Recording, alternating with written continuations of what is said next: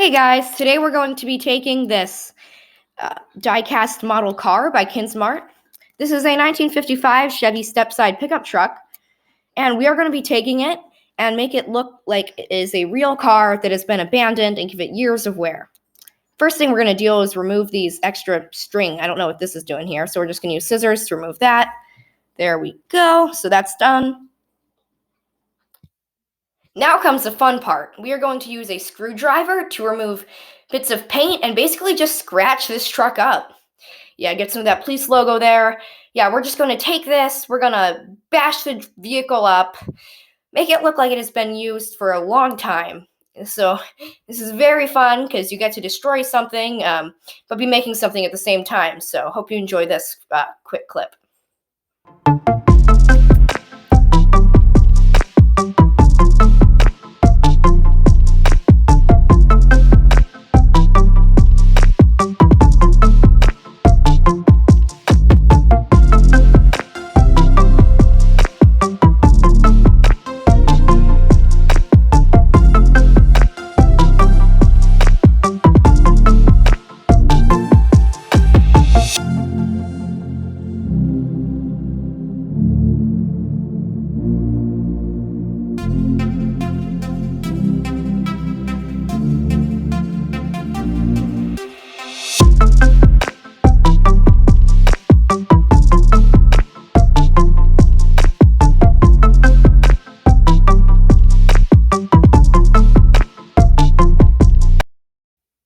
So now that the truck is all scratched up, we're going to be applying weathering effects to it.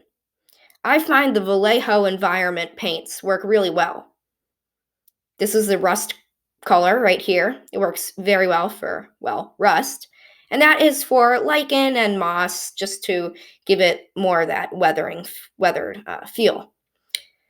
So they're both great paints. First, we're going to be using the rust color. I like to apply them both with a sponge because they say you can apply it with a paintbrush, but it really doesn't work. The paint just starts to smear everywhere and it gets too thick. With a sponge, you can kind of just, blot it on, dab it, and it gives it much more of a realistic look.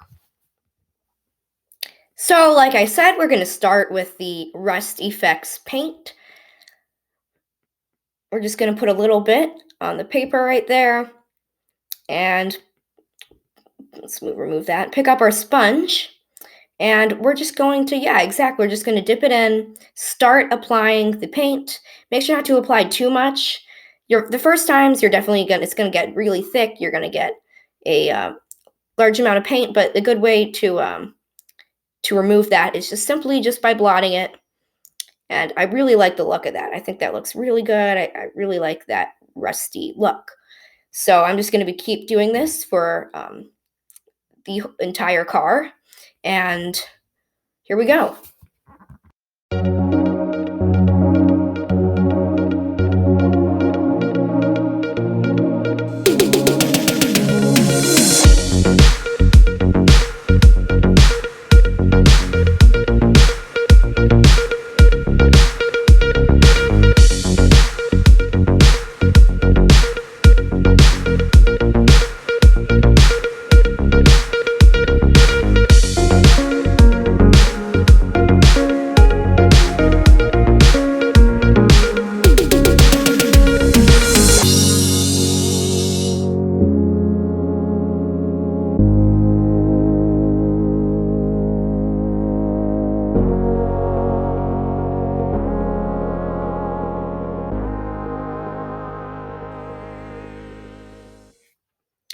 So there we go. I'm pretty happy with that. One thing I noticed that I didn't really take into account when I started this project was that the car's main color is black.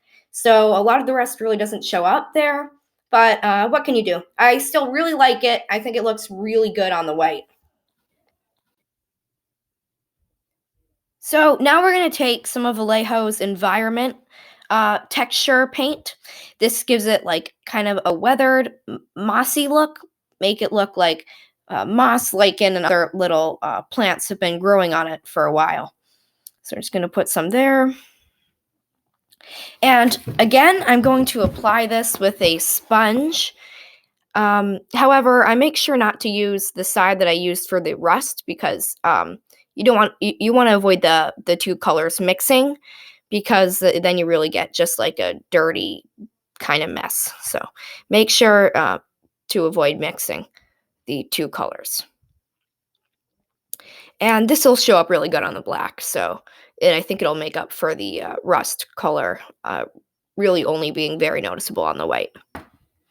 So we're just going to dab it on. Again, to remove extra paint, we're just going to keep dabbing with the dry part of the sponge. Oh, wow. And I really like that.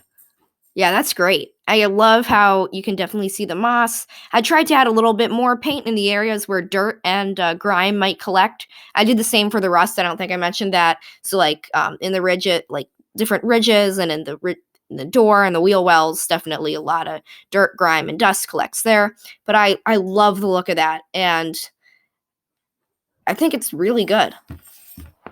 Great. So now that that's done, there's only one thing left to do, and that's take it outside and stage it. I love this model, and it's definitely one of my favorites by far. So by staging it, I meant putting it outside, taking or like a natural setting, taking photos of it, and definitely just kind of trying to see how realistic we can make this model car look. And these are some of the photos that I've ended up with. I really like them, and it does look a little bit weird. I think the plants definitely look a little bit too big, in comparison to the car. So I think that kind of gives it away. But I really like these, and I'm hoping to do some more, and hopefully I'll just get better at this as time goes on. So I'm just going to show you some of the photos I got of this car and some other projects that I've done.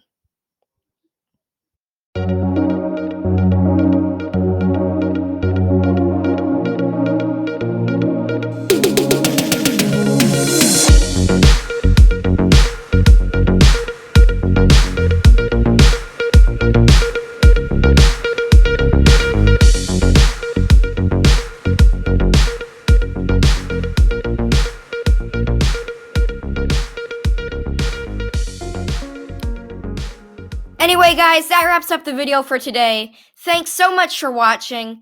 It would mean the world to me if you considered liking the video or even subscribing to my channel, as I'm new to YouTube and it would really help me out. And in my next video, I will be showing you some amazing things I saw on my car spotting trip to Washington, D.C. Spoiler alert, I got to stand next to a $3.8 million LaFerrari. Stay tuned.